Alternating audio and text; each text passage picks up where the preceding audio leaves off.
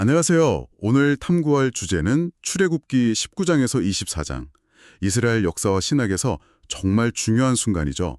바로 시내산 언약 장면의 구성에 대한 것입니다. 네. 당신이 보내주신 자료, T. 데스먼드 알렉산더의 논문인데 이 본문이 어떻게 형성되었는지에 대해 상당히 도전적인 주장을 담고 있더라고요. 네, 그렇습니다. 보통 오경 비평에서는 이 부분을 여러 문서, 제2, E, D, P 이런 것들을 나중에 이렇게 짜깁게 한 거다. 이런 견해가 좀 지배적이었잖아요. 맞아요.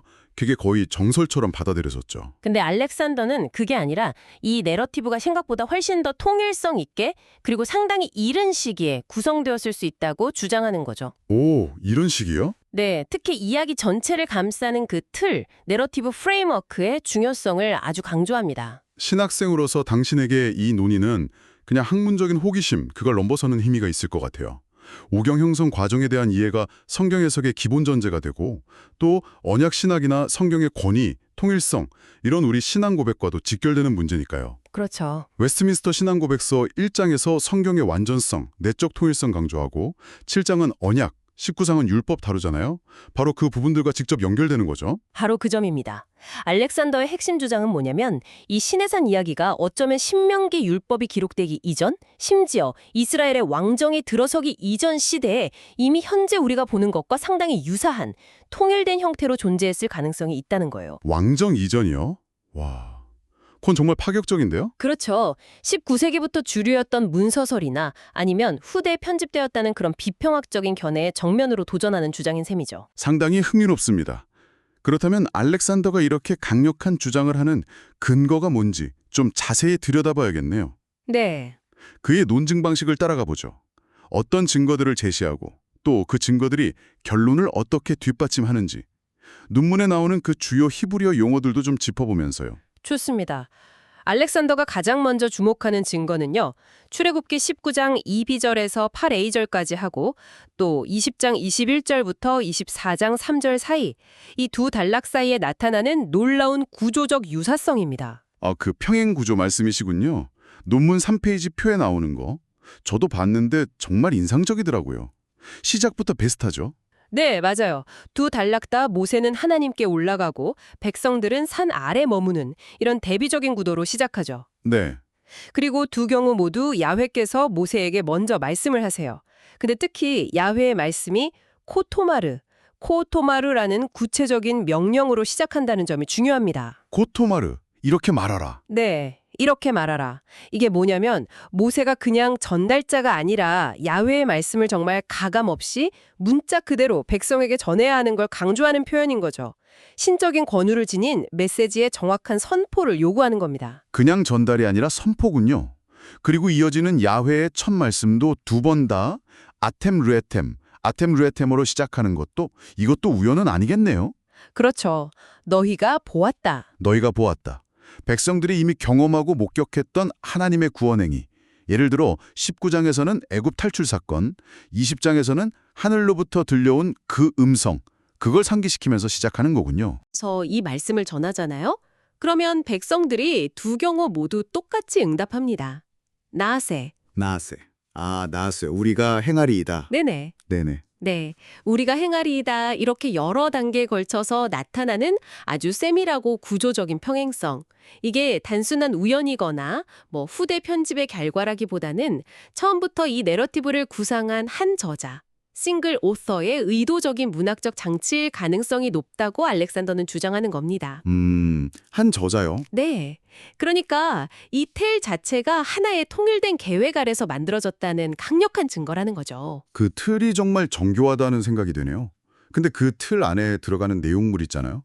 예를 들어서 흔히 언약서라고 부르는 그 율법 부분, 출애굽기 20장 22절부터 23장 33절까지.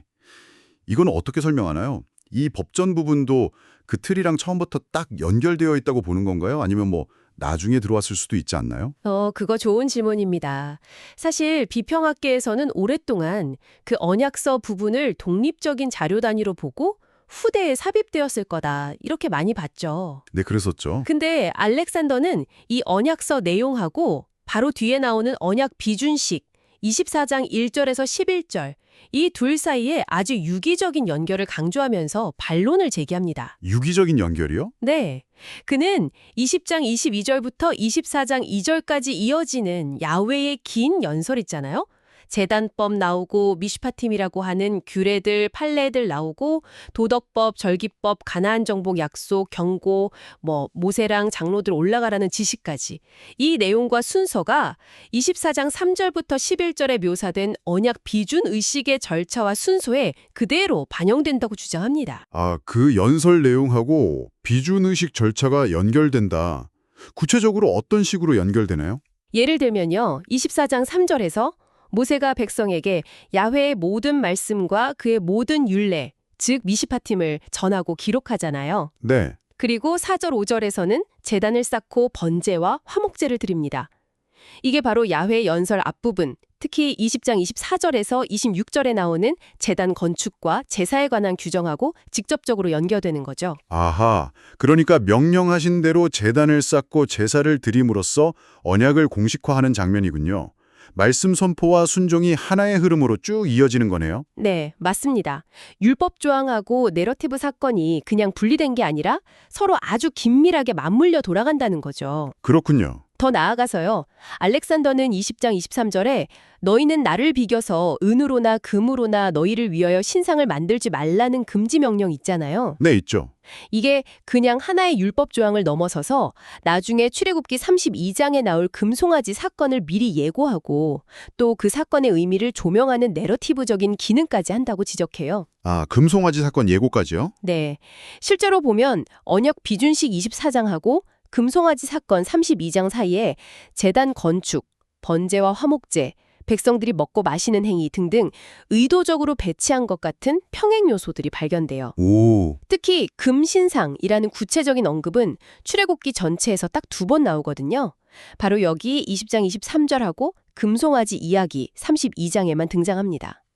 이런 점들을 종합해보면 20장 22절 이하의 언약서 부분이 단순한 삽입이 아니라 시내산 내러티브 전체의 구조와 메시지에 아주 깊숙이 통합되어 있다는 것이 알렉산더의 주장인 거죠. 와, 언약서랑 비준식의 통합, 그리고 금송아지 사건과의 연결까지 생각하면 확실히 내러티브의 통일성이 더 강하게 느껴지네요. 근데 24장 자체도 비평학자들 사이에서는 의견이 좀 분분하지 않았나요? 특히 그 모세랑 장로들이 산에 올라가서 하나님 앞에서 먹고 마시는 장면 1, 2, 91절하고 백성들이랑 피로 언약 맺는 장면 3, 4, 8절. 이게 원래 다른 이야기였다. 뭐 이런 주장도 있었던 것 같은데요. 맞아요. 전통적인 비평학에서는 그 두 부분의 다른 자료, 예를 들면 이문서, 제2문서 이렇게 분리하려는 경향이 강했죠. 네. 하지만 알렉산더는 24장 1절부터 11절 전체가 하나의 통일되고 일관된 언약 비준의식을 구성한다고 아주 강하게 주장합니다. 그 근거로 뭘 드냐면 신명기 27장 1절에서 8절에 나오는 에발산에서의 언약 갱신 의식을 제시해요. 아, 에발산 의식이랑 비교하는군요. 거기서도 비슷한 요소들이 나오나요? 네, 에발산 의식의 핵심 요소들을 보면 율법을 돌에 기록하고 자연석으로 제단을 쌓고 쇠 연장 안 쓰고 그 위에 번제와 화목제를 드리고 하나님 앞에서 함께 먹고 마시면서 즐거워하는 순서로 진행되거든요. 네네. 이 요소들이 출애굽기 24장 1절부터 11절 전체에 걸쳐서 거의 똑같이 나타난다는 거예요. 율법 기록 24.4, 돌제단 24.4, 번제와 화목제 24.5, 그리고 하나님 앞에서 먹고 마심 24.11. 정말 그러네요. 에발산 의식이 하나의 통일된 의식으로 받아들여진다면 똑같은 요소들을 포함하는 출애굽기 24장 역시 굳이 분리할 이유 없이 처음부터 하나의 통일된 언약 비준의식으로 봐야 한다는 거죠. 분리해서 해석할 근거가 오히려 부족하다는 겁니다. 그렇다면 십계명 자체는 어떻습니까? 그 십계명 선포 20장 1-17 하고 백성들이 막 두려워하는 반응 20장 18-21 이 부분들은 그 이후의 언약서 20장 22 이하랑 어떻게 연결된다고 보나요? 이것도 다 하나의 흐름으로 봐야 할까요? 네, 알렉산더는 이 부분들의 긴밀한 연결성을 네 번째 증거로 제시합니다. 20장 22절에서 야훼께서 모세를 통해서 말씀하시잖아요. 너희는 내가 하늘에서 민하샤마임 너희에게 말함을 친히 보았다. 여기서 하늘에서 말씀하신 것은 문맥상 바로 앞에 있었던 십계명 선포를 직접적으로 가리키는 게 분명하죠. 그렇죠. 직접 들은 그 경험, 그걸 바탕으로 이제 모세를 통해 말씀을 주시는 거군요. 근데 왜 갑자기 하나님이 직접 말씀하시다가 모세를 통해서 말씀하시는 방식으로 바뀌었을까? 그 이유가 바로 그 앞에 20장 18절에서 21절에 명확하게 나와 있다는 거예요. 백성들이 막 우레양 번개 속에서 들려오는 하나님의 직접적인 음성을 듣고 너무 두려워서 모세에게 중재를 요청했기 때문이죠. 아, 백성들이 요청했군요. 네, 당신이 우리에게 말씀하소서 우리가 들으리이다. 하나님이 우리에게 말씀하시지 말게 하소서 우리가 죽을까 하나이다. 20장 19. 백성들의 이 요청이 있었기 때문에 그 응답으로서 20장 22절부터 야훼께서 모세를 통해 말씀하시는 것이 아주 자연스럽게 이어진다는 겁니다. 따라서 십계명 선포, 백성의 반응, 그리고 이어지는 언약서 전달, 이게 다 서로 분리될 수 없는 하나의 유기적인 내러티브 단위라는 거죠. 지금까지 증거들을 쭉 들어보니까 내러티브 틀의 평행 구조, 언약서랑 비준식의 통합, 24장의 통일성, 십계명 부분과의 연결성, 이런 내부적인 증거들을 통해서 시내산 내러티브의 통일성을 굉장히 강조하는군요. 그렇죠. 그런데 이런 주장은 기존의 그 문서설이나 후대의 편집이 있었다는 이론들하고는 어떻게 조화될 수 있을까요? 특히 신명기 사상이 후대에 영향을 미쳤다는 그 신명기의 편집설과는 좀 상충되는 것 아닌가요? 아, 정확한 지적이십니다. 그래서 알렉산더는 니콜슨이나 필립스 같은 학자들이 주장하는 신명기계 편집설을 직접적으로 비판합니다. 특히 필립스는 히스기야 시대, 그러니까 기원전 8세기 정도의 초기 신명기 그룹이 시내산 내러티브 편집에 관여했다 이렇게 주장했는데 알렉산더는 여기에 대해서 중요한 반론을 제기해요. 어떤 근거로 반박하는 거죠? 핵심 근거는 아까 잠시 언급했던 그 율법의 내용, 특히 출애굽기 20장 23절에서 26절의 제단법이나 24장 4절에서 8절의 언약 비준 의식에서 드러나는 종교적인 상황입니다.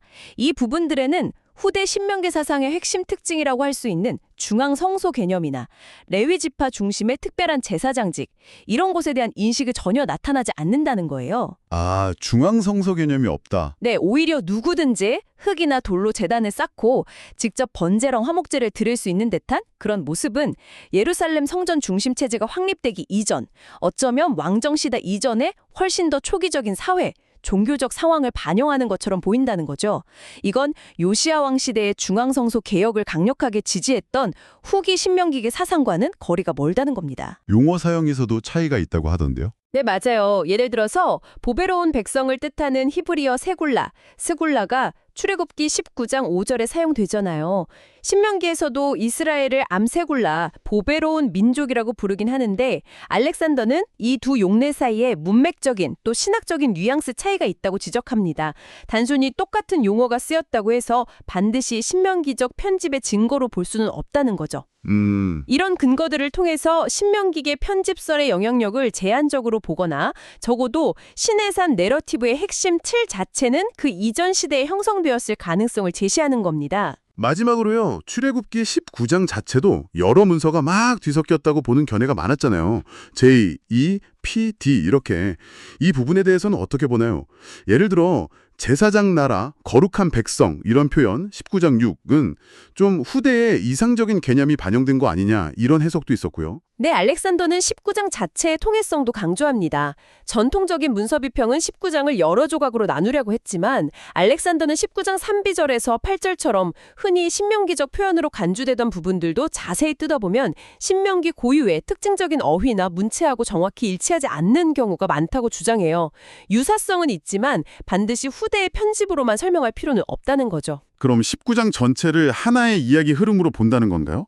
특히 그 모세가 백성들 접근 막으려고 다시 산에 올라가는 마지막 부분 19.20에서 25 이건 좀 부자연스럽거나 중복되는 느낌도 살짝 있는데 이 부분은 어떻게 설명하죠? 아, 그 부분 19.20에서 25는 정말 논란이 많았던 구절이 맞아요.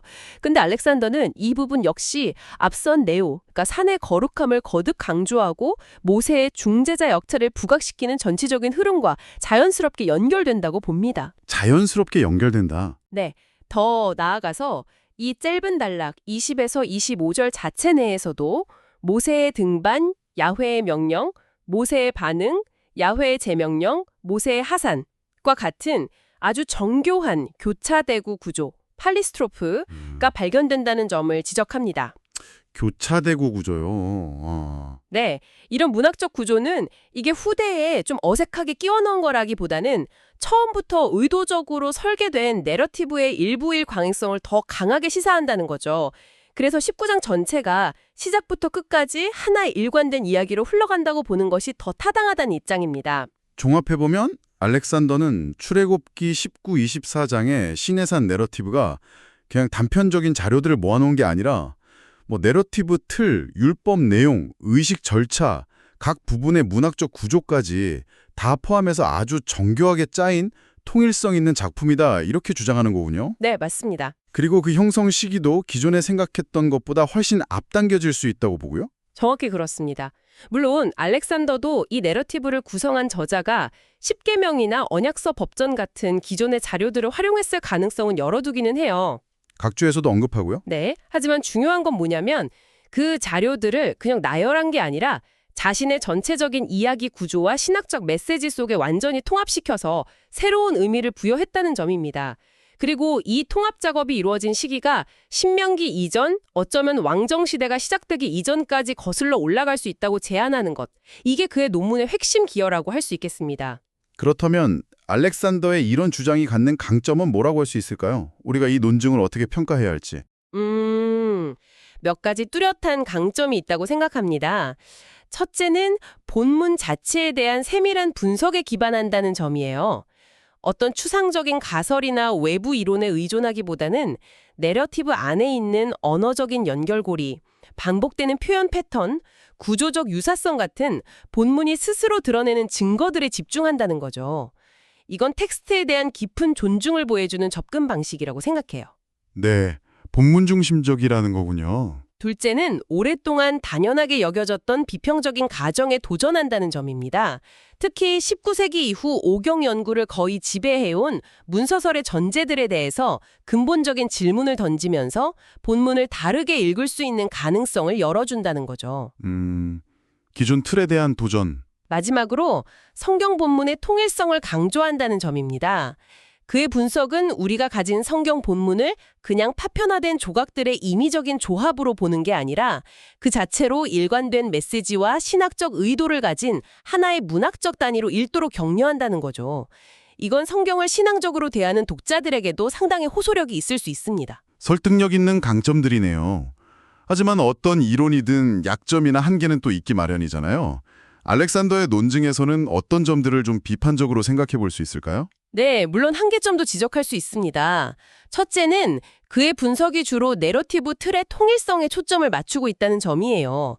정작 그 틀 안에 담긴 십계명이나 언역서 법률들 자체의 복잡한 형성 과정이나 내부 구조, 혹은 고대 근동의 다른 법전들과의 관계, 이런 부분에 대해서는 깊이 다루지는 않습니다. 알렉산더 자신도 각주에서 이 점을 인정하고 있고요. 내용보다는 틀에 집중했다. 둘째는 연대 추정의 근거가 다소간 침묵 논증에 의존하는 면이 있다는 겁니다. 예를 들어서 중앙 성소나 특정 제사장 직에 대한 언급이 없다는 사실이 반드시 왕정 이전 시대를 확증하는 것은 아닐 수도 있거든요. 그냥 해당 본문의 기록 목적과 관련이 없었을 수도 있고요. 해석의 여지가 있는 거죠. 네, 침묵 논증의 한계. 셋째는 다른 비평 모델들과의 대화가 충분하지 않다는 점도 좀 아쉬움으로 남습니다. 주로 고전적인 문서설이나 특정 신명기계 편집설에 대한 비판에 집중하면서 문서설 외에 다른 대안적인 비평 모델들, 예를 들면 단편 가설이나 보충 가설 같은 것들과의 심도 있는 비교나 논박은 상대적으로 좀 부족해 보입니다. 그렇군요. 강점과 약점을 균형 있게 고려하는 게 중요하겠네요. 그렇다면 마지막으로 신학생인 당신에게 이 연구가 주는 목회적 신학적 함의는 무엇이라고 생각하십니까? 현장에서 사역하거나 또 신학을 공부하는데 어떤 실제적인 도움이나 도전을 줄 수 있을까요? 크게 세 가지 측면에서 중요한 함의를 찾을 수 있을 것 같아요. 첫째는 성경의 통일성과 신뢰성에 대한 확신을 강화할 수 있다는 점입니다. 알렉산더의 주장처럼 성경의 핵심적인 부분, 특히 구원과 언약의 토대가 되는 이 시내산 이야기가 표편적인 편집물이 아니라 의도적인 구조와 신학적 메시지를 담고 있다면 이건 성경 자체의 내적인 증거와 통일성을 강조하는 우리 개혁주의 성경관, 웨스트민스터 신앙 고백서 1장이죠. 이걸 지지하는 중요한 근거가 될 수 있습니다. 설교나 성경 교육에서 본문의 통일성과 일관성을 강조하며 가르치는데 큰 힘을 실어줄 수 있겠죠. 네, 성경의 통일성 확신. 둘째는 언약 신학에 대한 이해를 심화시킬 수 있다는 겁니다. 시내산 언약을 단일하고 통일된 사건으로 이해할 때 하나님과 이스라엘 백성 간의 관계 설정이 얼마나 근본적이고 중요한 의미를 갖는지 더 분명하게 인식할 수 있게 돼요. 이것은 행위 언약과 은혜 언약을 중심으로 하나님의 구속 역사를 이해하는 개혁주의 언약, 신학, 웨스트민스터 신앙 고백서 7장이나 하이델베르크 요리문답 같은 것들의 중요성을 다시 한번 확인시켜 주는 거죠. 언약 신학의 기초 강화. 마지막 셋째는 성경 연구의 실제적인 방법론을 배우게 된다는 점입니다. 그냥 비평학 개론서의 결론을 따르기보다 알렉산더처럼 본문 자체의 세부적인 표현, 문학적인 구조, 반복되는 모티프 이런 것들을 면밀히 분석해서 저자의 의도와 메시지를 파악하려는 노력, 이건 설교 준비나 개인적인 성경 연구에 있어서 매우 중요하고 또 유익한 접근 방식입니다. 우리 스스로 본문을 깊이 탐구하도록 도전하는 거죠. 네, 오늘 T. 데스먼드 알렉산더의 논문을 통해서 출애굽기 시내산 내러티브의 구성에 대한 아주 흥미롭고 또 도전적인 시각을 깊이 있게 살펴봤습니다. 만약 그의 주장처럼 이 정말 기초적인 이야기가 이스라엘 역사 초기부터 상당히 통일된 형태로 존재했다면 이건 단순히 본문 형성 연대에 대한 논의를 넘어서는 것 같아요. 그렇죠. 이스라엘의 율법, 예배, 그리고 하나님과의 관계 이해가 어떻게 시작되고 발달했는지에 대한 우리의 기존 그림을 좀 다시 생각하게 만드는 것 같습니다. 어쩌면 훨씬 더 초기부터 정교한 신학적인 성찰이 있었음을 시사하는 걸 수도 있겠네요. 오늘 우리가 나눈 알렉산더의 분석, 특히 그 평행 구조라든지 내러티브와 율법의 통합, 그리고 전체적인 통일성이라는 이런 렌즈를 가지고 당신이 직접 출애굽기 19장에서 24장까지를 다시 한번 천천히 읽어보시는 건 어떨까요? 아, 네. 좋은 제안이네요. 본문 속 단어 하나하나 또 구조 하나하나에 담긴 저자의 의도를 찾아가면서 이전에는 미처 발견하지 못했던 어떤 새로운 의미와 감동을 경험하게 될지도 모릅니다. 네, 오늘 귀한 통찰 나눠주셔서 정말 감사합니다. 다음 시간에도 당신의 지적인 여정에 꼭 필요한 핵심적인 지식과 영감을 명료하고 또 흥미롭게 전달해드리도록 노력하겠습니다.